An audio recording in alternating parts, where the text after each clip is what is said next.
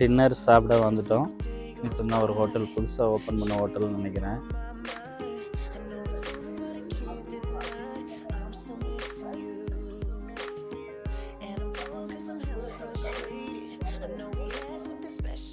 Colour கலராக light போட்டு இருக்குங்க. கொஞ்சம் ஃபேமிலியை கூப்பிட்டு வர்றதுக்கு இந்த ஏரியாவில் கொஞ்சம் யோசனையாக தான் இருக்குது. ஹோட்டல் மாதிரி போட்டு வச்சுருக்காங்க. உள்ள ட்ரிங்க்ஸு, ஹாட் ட்ரிங்க்ஸு சாப்பிட்டுட்டு இருக்காங்க. அதனால் நிறையா ஹோட்டல் போயிட்டு கடைசி அந்த ஹோட்டல் வச்சுருந்தோம். கொஞ்சம் நல்லா கவனிப்பாங்க.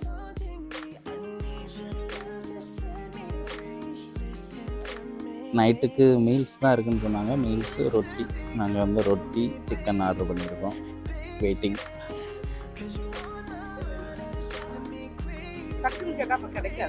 ஓகே, இதுதான் புல்கா ரொட்டி, சிக்கன் போன்லெஸ்.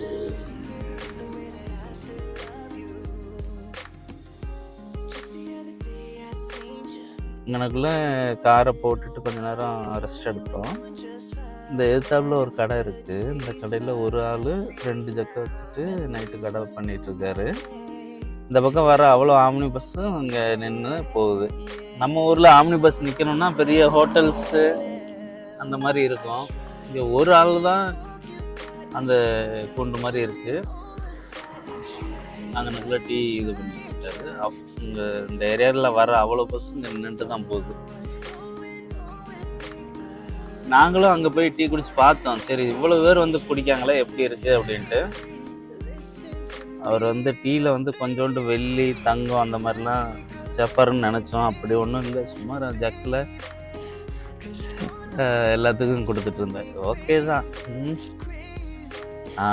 அதுவும் எவ்வளவு சைஸ் கொடுத்தாங்கன்னு பார்த்தீங்கன்னா, குட்டி, இந்த சின்ன பிறந்த குழந்தைக்கு சங்கில் பால் ஊற்றுற மாதிரி தான் இங்கே ஆந்திராவில் வந்து கொடுக்குறாங்க. என்னன்னு தெரியல, பால்னால கொழுப்பு அதிகமாயிரும், மக்களுக்கு உடல்நல கேடு வந்துடும்னு கொஞ்சம் கொஞ்சம் குடிச்சிட்டு போங்கப்பா. இன்னும் அடுத்த வருஷம் வாக்கில் வந்தோம்னா ஒரு விரல்ட்டு எடுத்து நாக்கில் தொட்டு விட்டுட்டு கிளம்புங்கன்றாங்கன்னு நினைக்கிறேன். தெரியல, என்னன்னு தெரியல. ஓகே, அடுத்து நம்ம இப்போ ட்ராவல் ஸ்டார்ட் பண்ண போகிறோம். 10 ரூபா தான் கேட்குறாங்க. நல்ல டீ பிரியர்லாம் ஆந்திராவுக்கு வந்தீங்கன்னா வந்துட்டு ஒரு 5 டீ கொடுங்க அப்படின்னு சொல்லி வாங்கி கொடுங்க.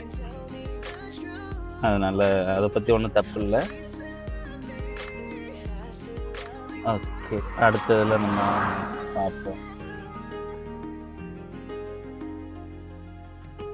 நல்லா வழி ஃபுல்லாக பெரிய பெரிய ஹனுமான் சிலைகள் இருக்குது. ஹைதராபாத் போகிற பாதையில்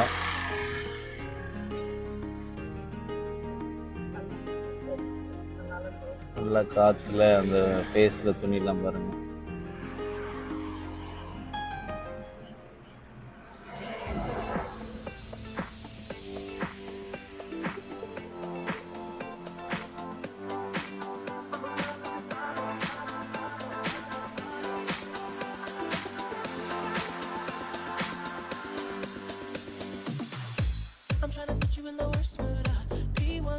நம்ம இப்போ ஹைதராபாத்ல இருக்கோம். ஹைதராபாத் ஒன்றும் டிஃப்ரென்ஸ் இல்லை, நம்ம ஊர் மாதிரி தான் இருக்கு. நாங்கள் வரக்குள்ள ஒரு விஷயம் பார்த்தோம். சரி, நிறைய ஊருங்களில் வந்து வெறும் தெலுங்குலேயே தான் எல்லாமே நேம் போர்டு அப்படி இப்படின்னு வச்சுருந்தாங்க. என்ன ஊரில் இருக்கோம் அப்படின்னு கூட எங்களால் தெரிஞ்சுக்கவே முடியல.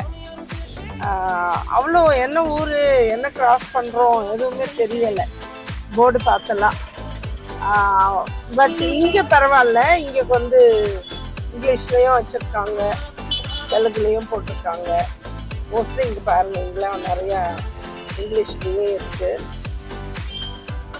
2 லாங்குவேஜ்லேயும் போட்டிருக்காங்க. ஹனுமான்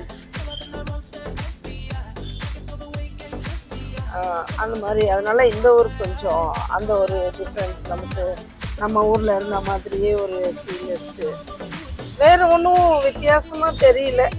சென்னையோட ஒரு சந்து பந்துக்குள்ளே போனால் ஃப்ளைஓவர் அப்படி இப்படி நம்ம போனால் எப்படி தோணுமோ அதே மாதிரி தான் இங்கேயும் அப்படி தான் எனக்கு ஃபீல் ஆகுது.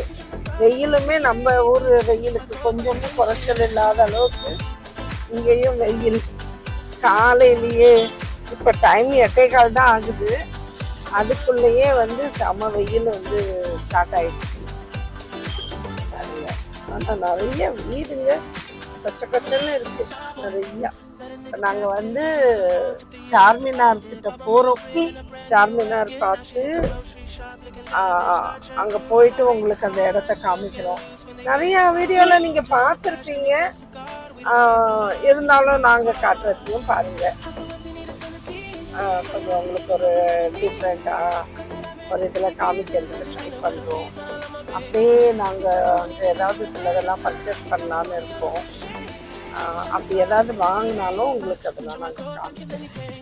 சரிங்களா? இப்போ நம்ம வந்து சார்மினார் வந்து பார்க்கணுன்னு வந்தோம். அப்போ பார்க்கிங் நிறைய இடத்துல தேடி பார்த்தோம், கிடைக்கல. இங்கே வந்து பார்த்துக்கிட்டிங்கன்னா ஒரு பெய்ட் பார்க்கிங் ஃபுல்லாக காலியாக கிடக்கு, எந்த வண்டியுமே இல்லை. இன்னும் கொஞ்சம் கடைலாம் திறந்ததுக்கப்புறம் ரஸ் ஆகும் போல். ஆனால் சார்ஜஸ் பார்த்துக்கிட்டிங்கன்னா 1 ஹவருக்கு வந்து 50 ருபீஸ் சார்ஜ் பண்ணுறாங்க, 2 ஹவர்னா 100. அந்த மாதிரி நம்ம ஊர் மாலை விட இங்கே அதிகமாக சார்ஜ் பண்ணுறாங்க.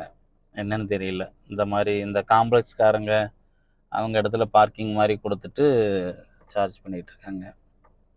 வேறு எங்கேயும் பார்க் பண்ணலாமா? யாரும் ஹைதராபாத் வந்திருந்தீங்கன்னா சொல்லுங்கள் கமெண்டில். அதுலேயும் பாருங்கள், பார்க்கிங் ஆஃப் ஓனர்ஸ் ரிஸ்க். நம்ம ரிஸ்கில் பார்க் பண்ணிவிட்டு அவங்களுக்கு 1 ஹவருக்கு 50 ருபீஸும் கொடுக்கணுமா. நல்லா இருக்காங்க, நல்லா காசு வாங்குறாங்க ஹைதராபாத்காரங்க.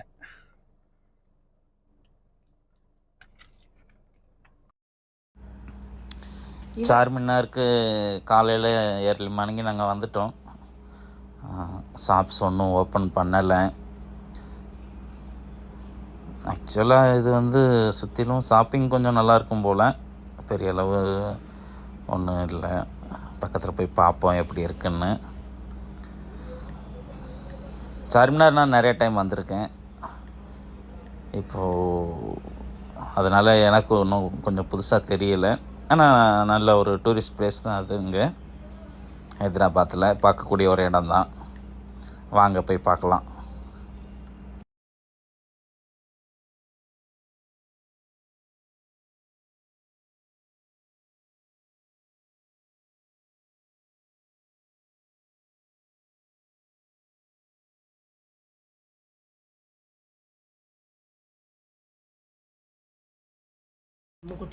இதுதான் சார்மினார். இப்போது நீங்கள் வந்து பாருங்கள் சார்மினாரை. கொஞ்சம் எந்த அளவுக்கு நல்லா கட்டியிருக்கிறாங்க, அந்த மாதிரி இதோட ஹிஸ்ட்ரி என்னென்னு நமக்கு சரியாக தெரியலை. நம்ம அதை ப்ரிப்பேர் பண்ணிட்டு போகலை. கொஞ்சம் பில்டிங் நல்லா ஸ்ட்ராங்காக ஒரு போல்டு லுக்காக இருக்குது. இதுக்கு மேலேயும் போய் பார்க்கலாம். அதுக்கு லிஃப்ட் இருக்குன்னு நினச்சோம், ஆனால் ஸ்டெப்ஸு தான். ஸ்டெப்ஸுலாம் ரொம்ப ஹைட்டாக ஒரு 4 to 5 ஃப்ளோர் நடக்கிற மாதிரி இருக்குது. நாங்கள் மேலேயும் போய் பார்த்தோம்.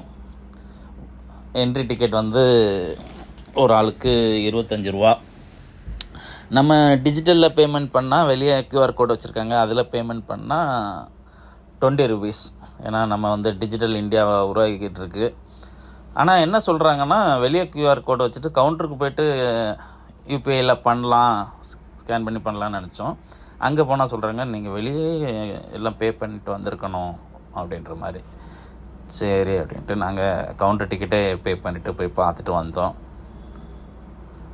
அந்த காலத்திலே நல்லா கட்டியிருக்காங்க. சுற்றிலும் மசூதி அது இதுன்னு இருக்குது. க்ரௌடு வந்து இந்த இடம் எப்போவுமே இருக்கும் ஹைதராபாத்தில். ஷாப்பிங் பண்ண பக்கத்தில் பிரியாணி கடை அது இதுன்னு சொல்லிவிட்டு நாங்கள் கார் பார்க்கிங்க்கே அவ்வளோ தூரம் தேடி பிறகு தான் கடைசியில் பெய்ட் பார்க்கிங்கில் கொண்டு போய் விட்டோம். ஏன்னா தெரியாத ஊரில் எங்கேயாச்சும் விட்டுட்டு நம்ம கார் விட்டதுனால தான் அவங்க வியாபாரம் போயிடுச்சும்பாங்க. அதனால் எங்கே போனாலும் பார்க்கிங்கில் கொண்டு போய் விடுறது வந்து நல்லது. அப்புறம் இங்கே வந்து செக்யூரிட்டி என்ட்ரன்ஸ்லேயே சொல்லிட்டாங்க, இங்கே ஃபோட்டோ எடுக்கக்கூடாது, வீடியோ எடுக்கக்கூடாது, அது எடுக்கக்கூடாதுன்னு ஒரு 100 ரூல்ஸ் சொன்னாங்க. எல்லாத்துக்கும் சரி சார், ஓகே சார்னு சொல்லிட்டு உள்ளே போட்டு ஃபோட்டோஸ் எடுத்துக்கலாமா, மற்றபடி வீடியோ எதுவுமே பண்ணக்கூடாது. உள்ளே போய் பார்த்தோம்.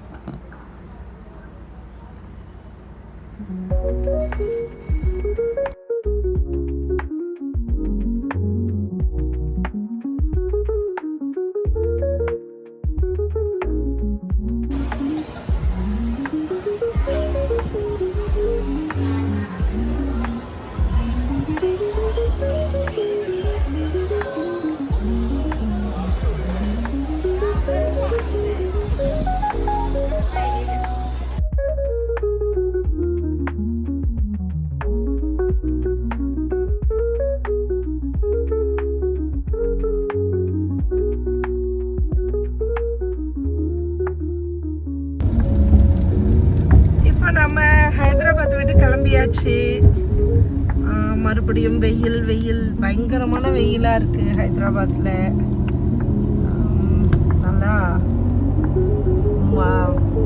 மரமெல்லாம் நல்லா எல்லோ கலர் பூ பூத்து அழகாக இருக்குது. எல்லாம் சேம் லைக் சென்னை. அழகாக இருக்குது. ஆனால் கொஞ்சம் இங்கே ஜாஸ்தி மரம்லாம் இருக்குது. அப்புறம் நாங்கள் வந்து அழகழகாக ஒரு முத்துக்கள் வாங்கியிருக்கோம். அது உங்ககிட்ட அப்புறமா காமிக்கிறோம். ரொம்ப அழகாக இருக்குது. ஆனால் கொஞ்சம் ஜாஸ்தி காஸ்ட்லியாகவே இருக்குது. சரி, நான் ரொம்ப வாங்கணும்னு ஆசைப்பட்டேன்னு என் ஹஸ்பண்ட் வாங்கி கொடுத்துட்டாரு. அதனால் நான் உங்ககிட்ட அப்புறமா காமிக்கிறேன். ஹைதராபாத் பாருங்கள். இங்கே ஆக்சுவலி வேறு எதுவும் பார்க்குறதுக்கு ரொம்ப ஒன்றும் இடமே இல்லை அப்படின்னு சொல்கிறாங்க. அதில் இருக்குது சில மசூதி அப்படி இப்படிலாம் இருக்குது. ஆனால் வெயில் ரொம்ப இருக்கனால எங்களால் வெளியில் எங்கேயும் சுற்றி போக